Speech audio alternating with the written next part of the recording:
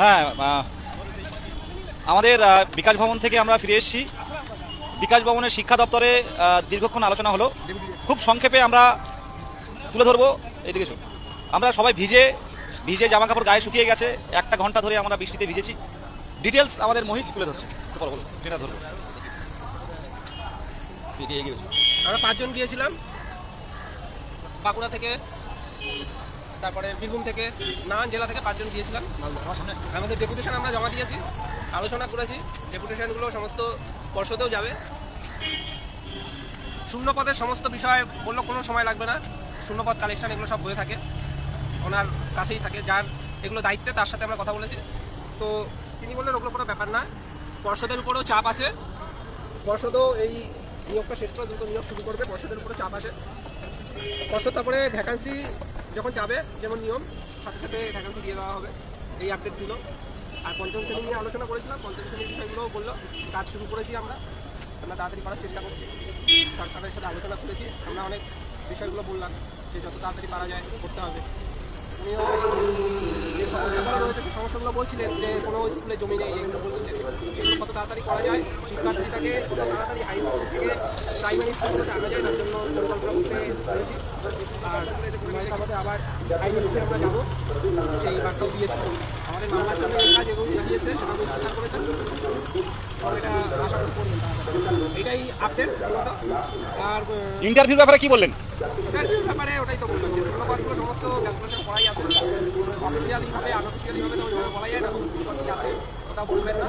তবে উনি বললেন যে শূন্যপদ দিন দিন বাড়ছে। আর তুমি যদি 1 মাসেও ধরো হিসাব মতো, আমাদের বলছিলেন যে 1-2 মাসে প্রায় অনেক জেলা থেকে 100-200 জন করে রিজার্ভ করে প্রতি মাসে, যেটা বলছেন। আর উনি হচ্ছে এই সমস্ত দায়িত্ব থাকে সমস্ত শূন্যপদের বিষয়গুলো।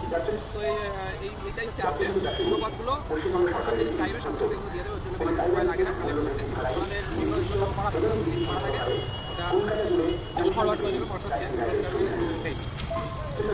ওবিসি সমস্যা নিয়েও যেটা বিষয়, ওটাও কোনো ফ্যাক্টরাই আমরা বলেছি যে পুরোনো নিয়ম মেনেই সমস্ত কিছু চলছে, কলেজে ভর্তি চলছে। তো আমরা বলেছি আমাদের ফ্যামিলিতে ওইভাবেই হয়। তো উনি বলেছেন হ্যাঁ, সরকারকে আমরা এটা বলবো, যেহেতু অন্যগুলো চলছে, তো সরকার নির্দেশ যেভাবে দেবে সেভাবেই হবে। এবং এটা প্রত্যেকেই জানো যে রাজ্য সরকার সেটা থেকে সুবিধা করে দিয়েছে অলরেডি। আমরা এখন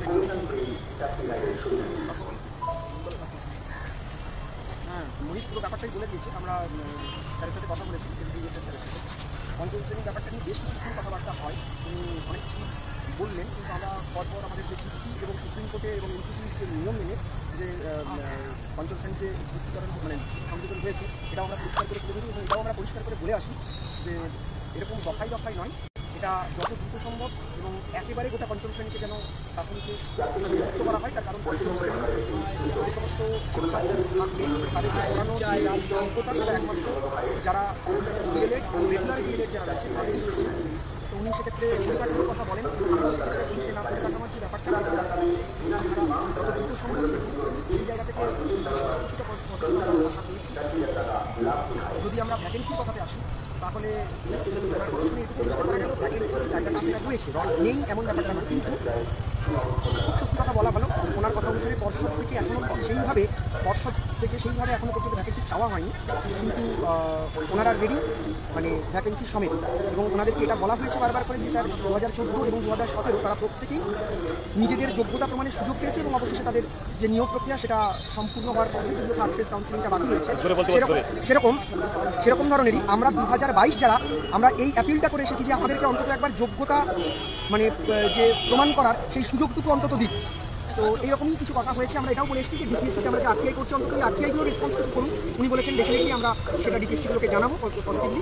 প্লাস এইটুকুই তো বলার, এইটুকুই যে আপনারা অনেক লাইভ দেখেছেন, ফটো দেখেছেন, সব কিছু দেখেছেন, আজকে দেখেছেন কী পরিমাণে বৃষ্টিতে সমস্ত মানে যারা 22 মিনিট লড়াকু যোদ্ধারা এসেছেন। তো শেষে এইটুকুই বলার, যারা বাড়িতে আমাদের ওখানে সাউথ 24 পরগনা ডিপিএসসি চেয়ারম্যান স্যারও ছিলেন, বসেছিলেন, উনিও শুনলেন আমাদের কথা এবং উনিও মানতে এটা বাধ্য হলেন যে আমরা পজিটিভ জায়গা থেকে যাচ্ছি এবং সঠিক পথে রয়েছি। তার থেকেও বড় কথা, যারা বাড়িতে বসে রয়েছেন, আমাদের বর্তমানে কিন্তু বাড়িতে বসে থাকার কোথাও কোনো রকম কোনো জায়গা নেই।